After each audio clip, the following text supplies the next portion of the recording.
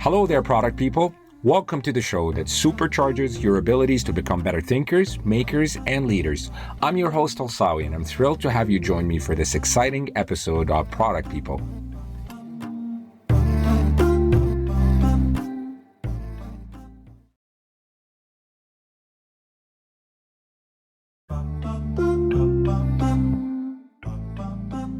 In this episode, I'll be discussing how building trusting relationships makes for better product building.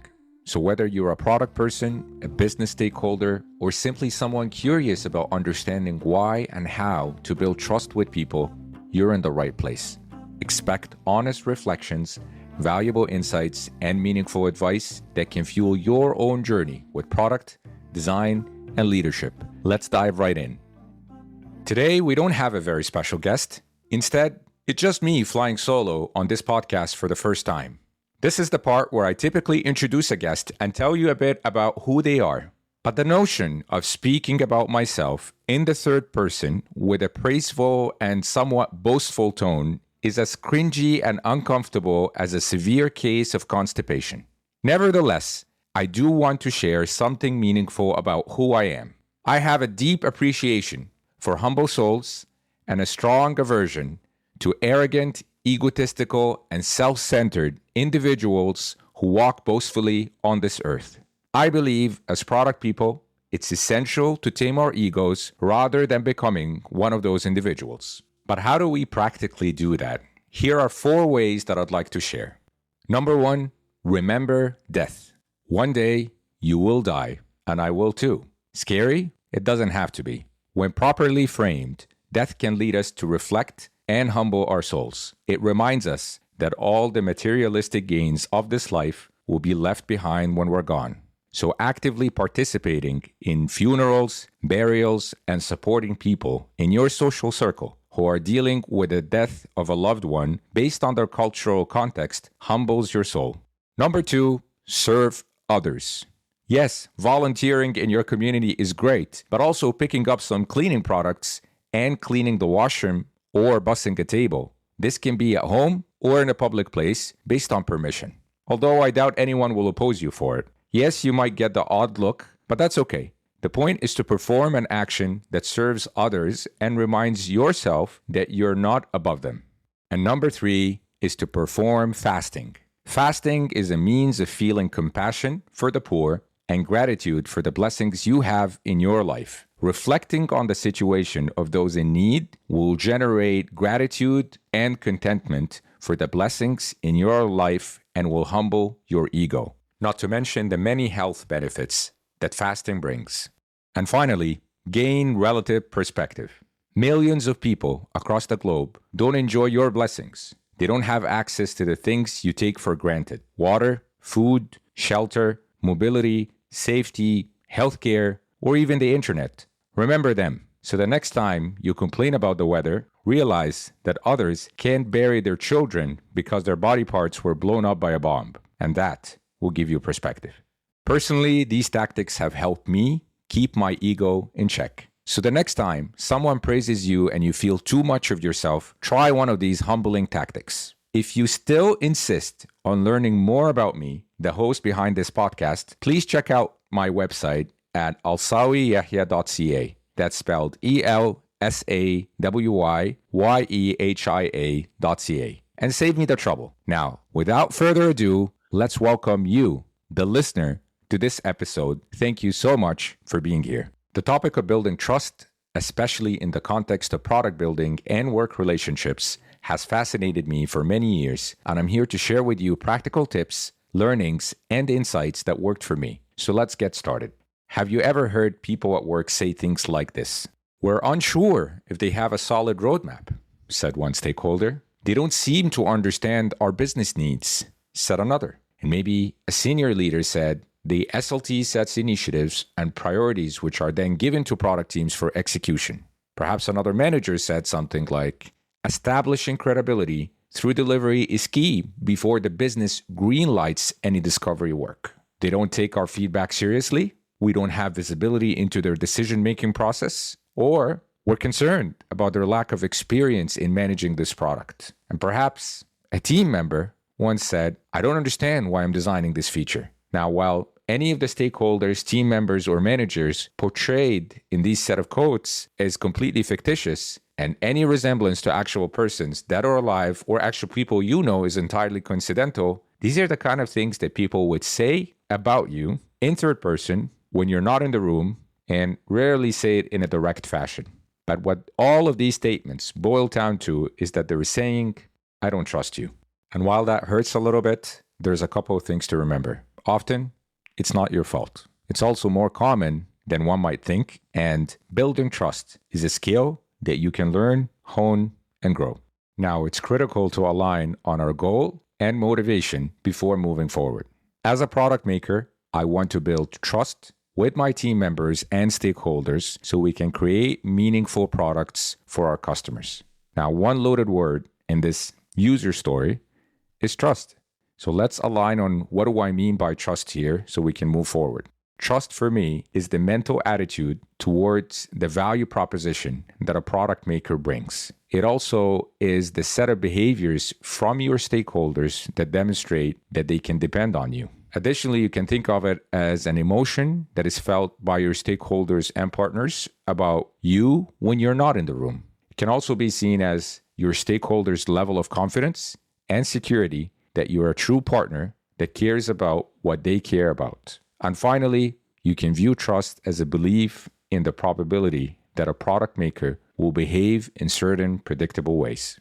Now that we achieved meaning alignment, let's dive right into the 10 ways to create trust. Number 1, learn before recommending.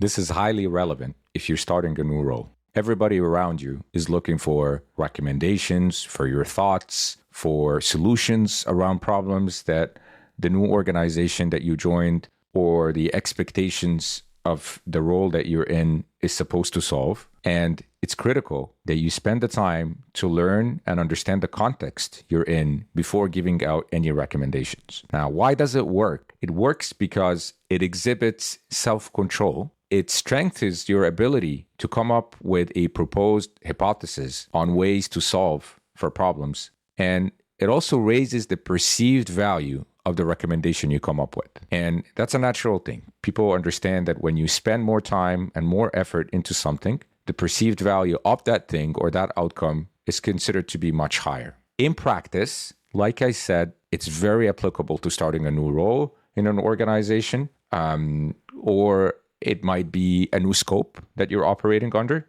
but it also is very useful when you're managing opinionated stakeholders. Number 2, recap your understanding. What is it? In a nutshell, it's really you summarizing your comprehension. Basically, in a conversation with a partner or a stakeholder or a team member, you recap what you understood from them and you summarize it so you can validate or test if that understanding is correct or not. Why does it work? Because it demonstrates that you're actively listening, it de-risks misunderstanding, and it also projects product competence. I mean, after all, as a product person, listening, especially active listening, should be one of those important craft skills that you have. In practice, it's really about listening to your stakeholders. So an example could be you've listened to a stakeholder share their business goals, you actively listened, you took notes, and you rephrased and recapped your understanding and then asked for confirmation. Can also be applicable when you're trying to understand the customer problem. So you've interviewed a customer, they spoke for 5 minutes about their problems with your product. What do? You summarized your understanding and you confirmed it with them.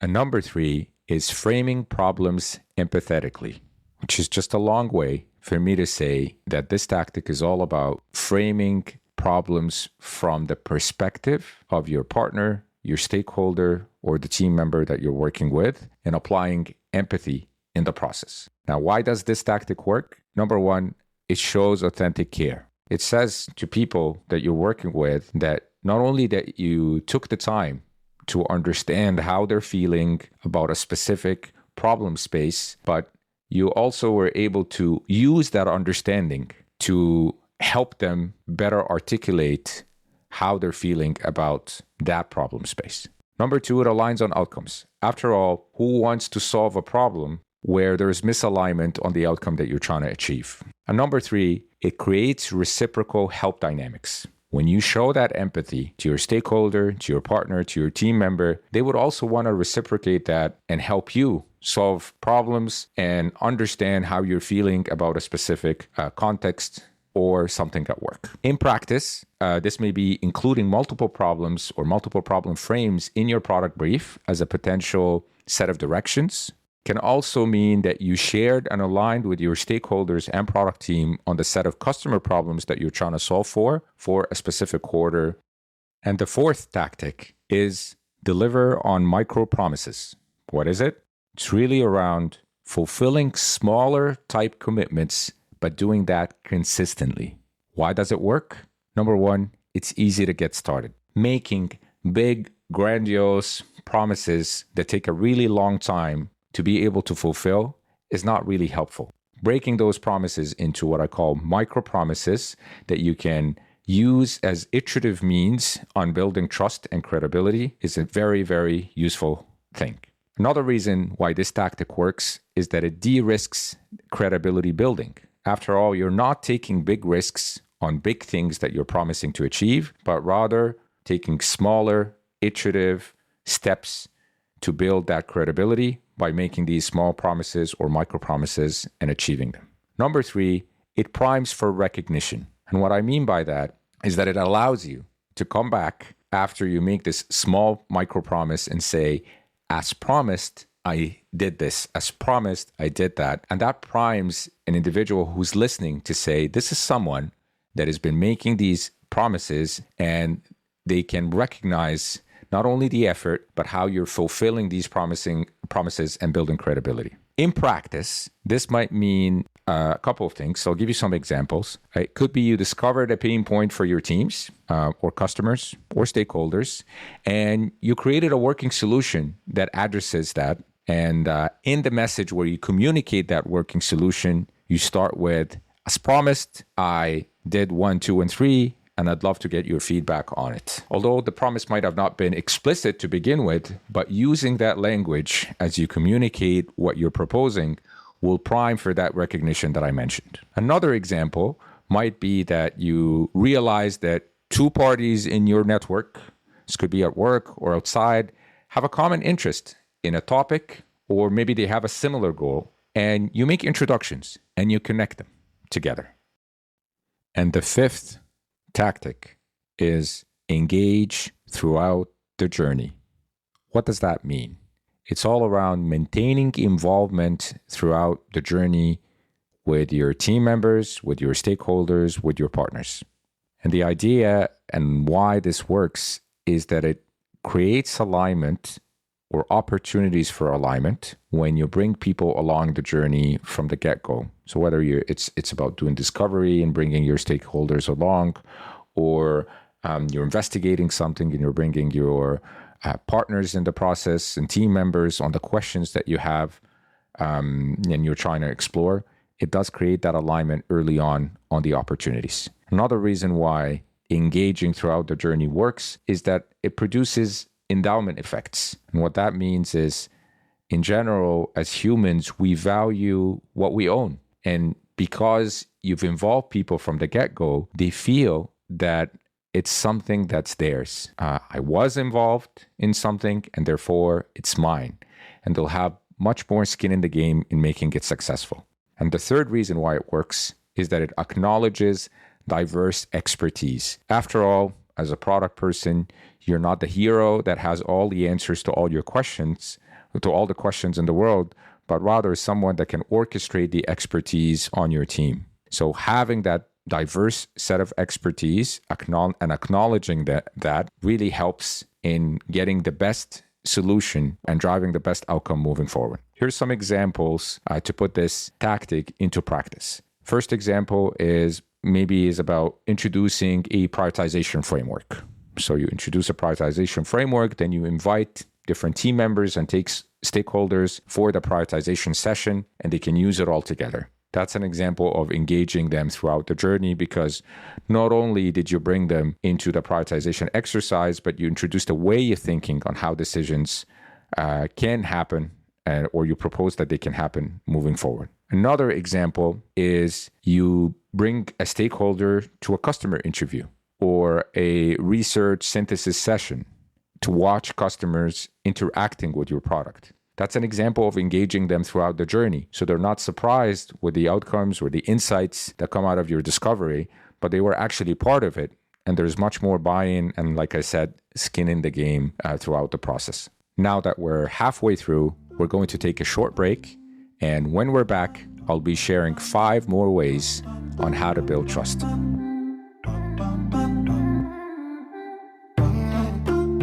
Hey there, my amazing product people. If you're trying to find your own story with product, design, and leadership, gain a new perspective on being human in a soulless corporate world, and possibly have a good laugh in the process, you can grab your very own copy of my latest book, Product People, A Journal of Laughter and Tears. It's available on Amazon in all formats right now. Happy reading.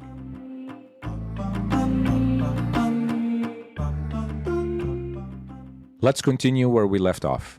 Our next trust-building tactic is make work transparent.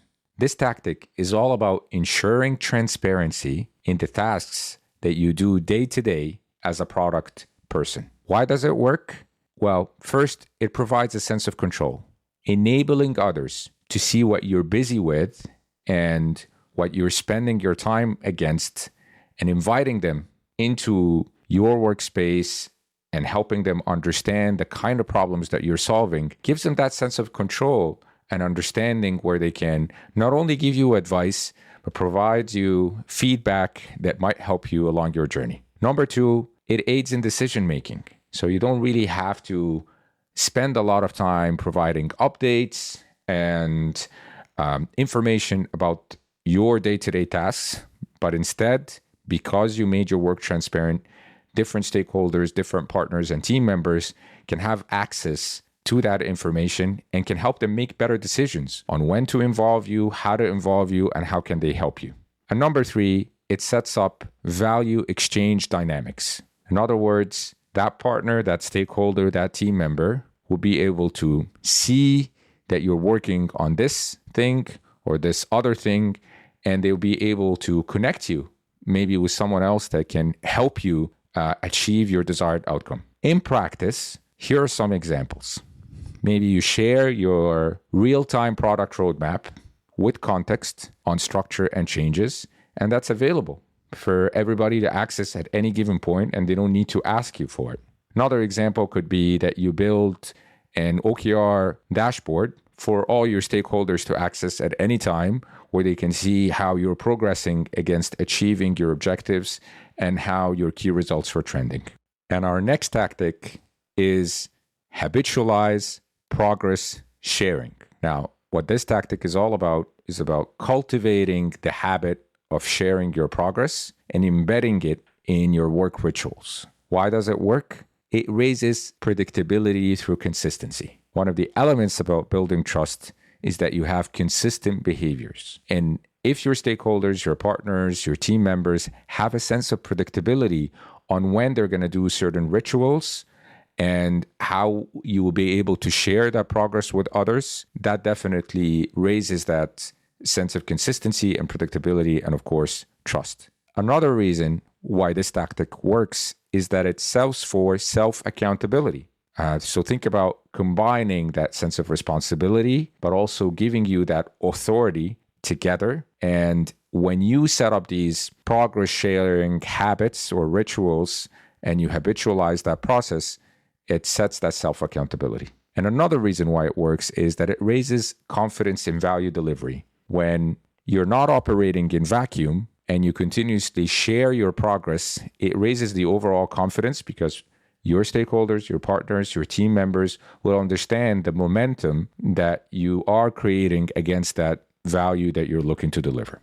Let's talk about this tactic in practice. Here are some examples. Maybe you set up a quarterly planning session and you set these sessions each quarter but you do it for the whole year. So people now expect that before each quarter starts, they will be engaging in some rituals around planning the next quarter and the outcomes that you want to achieve within that time frame. Another example is you share product demo videos. Maybe you do that every 2 weeks with your stakeholders and partners. So they expect that, and it becomes another form of habitualizing progress sharing.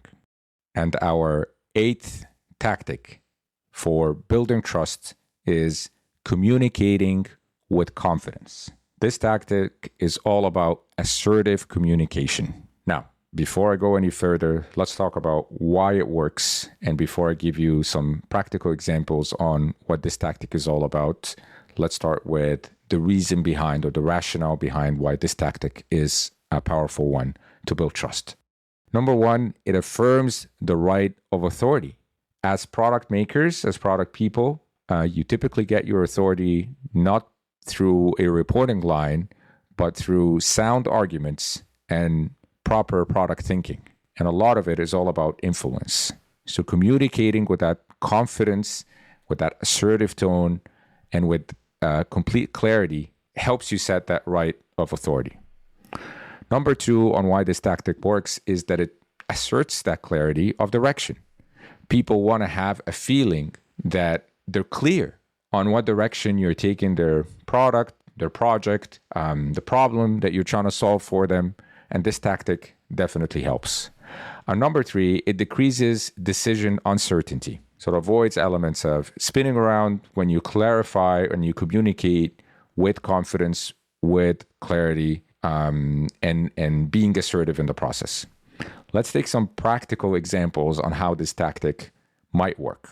It could be through you sharing your sprint goals in advance with your stakeholders, with your partners, with your team members, and you can communicate with clarity and with confidence that these are the sprint goals that we set. And also, when you're done, these are the release notes when something ships out, and that's a form of communicating with confidence. Another example could be you provide focused answers to questions. So you get questions a lot of the times on scope, on timelines, on the purpose of doing something. Why are we doing this versus that? So being able to provide focused answers to these questions on scope, timelines, and purpose, amongst other things, but very importantly, doing it promptly, concisely, and with a clear POV, not a lot of buts, ifs, ands in your answers. Ideally, being able to answer such questions in less than 60 seconds. The next tactic is understand joint values. This tactic is all about the shared values comprehension, or a shared values comprehension. And it's not easy to take a set of values, whether these are core values that are part of your organizational culture, or a set of principles that you put together in or during a working project.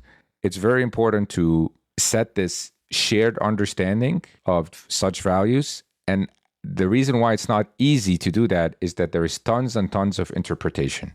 So we might agree on the surface of or on the terms that we use to describe our values, but in practice, when it comes to interpretation, if we're not very clear on what do we mean by those values and how they manifest in behaviors, it becomes very challenging. So this is a critical point on sharing this comprehension or this understanding of those shared values. Now, why it works is that first, it acts as a persuasion lever, and understanding the values of others that you're working with, stakeholders, partners, team members, will help you position things according to it or according to these values. But of course, I'm not proposing that you do this in a manipulative way, but you do that authentically. You understand that this person values, for example, innovation, and you'll be able to frame a specific proposal from the perspective of being innovative and what does it mean for them. Another reason why understanding joint values is a tactic that works for building trust is that it sets trust guardrails. It helps you understand that if such values don't manifest in behaviors, there will be consequences. And the guardrails around when those values are broken are much well defined when you have a clear understanding of the other party's values and their decision-making process. And number three, it protects you, the product maker, from betrayal. Knowing what people stand for upfront saves you from assuming that they might have the same values as you. So you can also think of this tactic as a protection mechanism for yourself. Now let's take some examples and put this tactic into practice. Might be that you ask for behavioral advice from a stakeholder. You position something to them, a problem that you're facing, and you maybe go to them asking for advice. What do you think I should do in this situation? What do you think how do I think I should approach this problem or this person? And throughout the process, you'll be able to understand how they make decisions and how they advise on behaviors is a way for you to understand their values without directly asking them, hey, please list down your values, which is not very natural in conversations. Another example could be you facilitate a team charter workshop, and there's lots of great tools out there from building a team charter canvas to identifying your decision-making principles within a team. Facilitating such workshops is going to give you an understanding of what are the personal values of the individuals that you work with and what's important for them. And finally, to the last tactic on building trust, own up and acknowledge wins. This tactic is all about taking responsibility and recognizing achievements. Why does it work? Well, first, it reduces fear and increases learning. After all, when people have a psychologically safe space to operate in, they will take risks, they will achieve different kinds of success without the fear of failure. So taking that responsibility when something goes wrong takes away some of that fear for others because you're taking it upon yourself. And when others, whether they're team members, stakeholders, partners that you're working with, achieve something and you've been a part with, recognizing and celebrating such achievements is definitely helpful in building trust. The second reason why this tactic works is that it motivates through genuine recognition. People do want to be recognized. And when you have genuine recognition, ideally from their preference, because people in general like to be recognized in different ways. So understanding how they like to be recognized and recognizing them for their great work motivates them. And number three, which I kind of touched on, is creating psychological safety. Now, how do you own up and acknowledge wins in practice? Some examples. There is a production bug that was just discovered. You apologize for how this production bug came about and how it impacted maybe revenue, but then you explain how you will resolve it and work with others to do so. That's an example of owning up and acknowledging wins. And when you fix it, you can basically acknowledge that, and share with the broader team. Another example is you recognize a team member based on their preferences and their interests for their great work.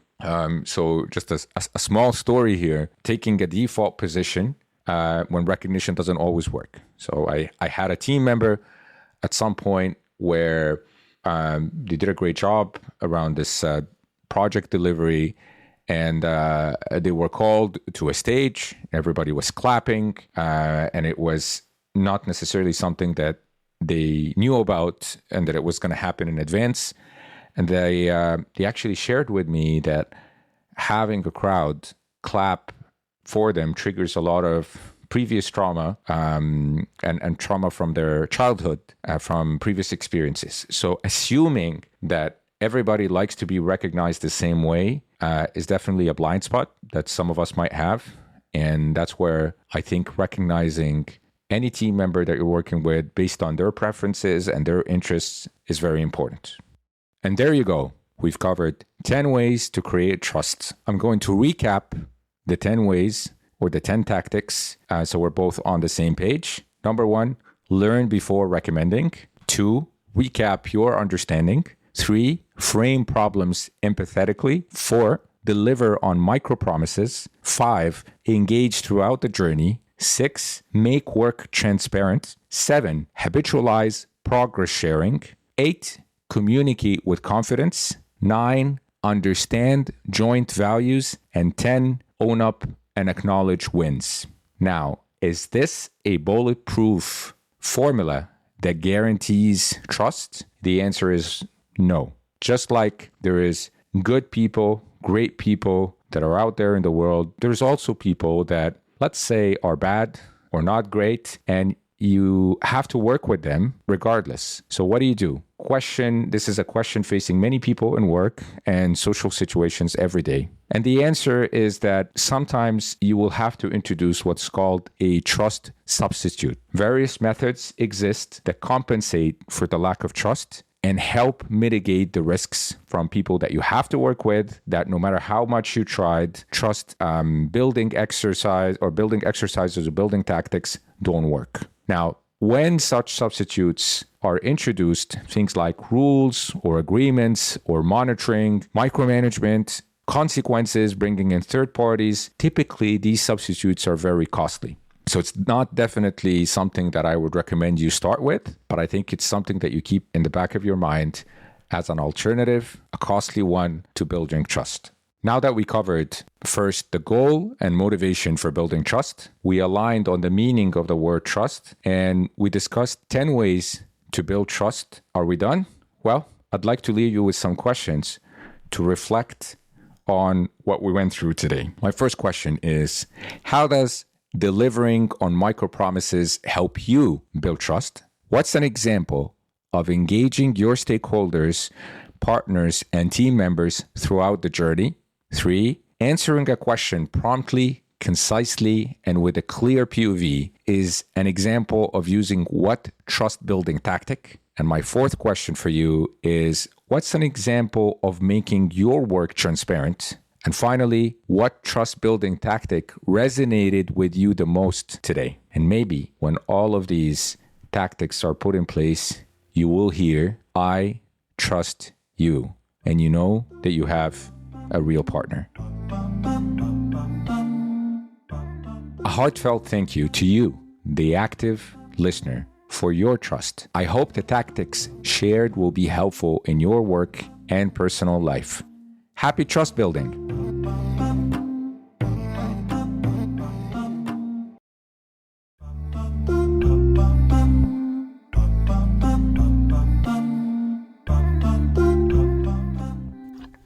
I want to express my gratitude to all our listeners. Your support means the world to me.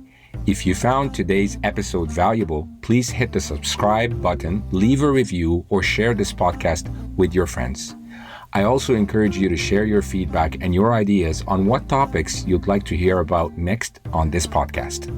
Your input is very important as it helps me learn and improve.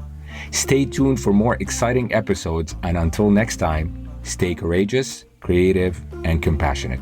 Take care.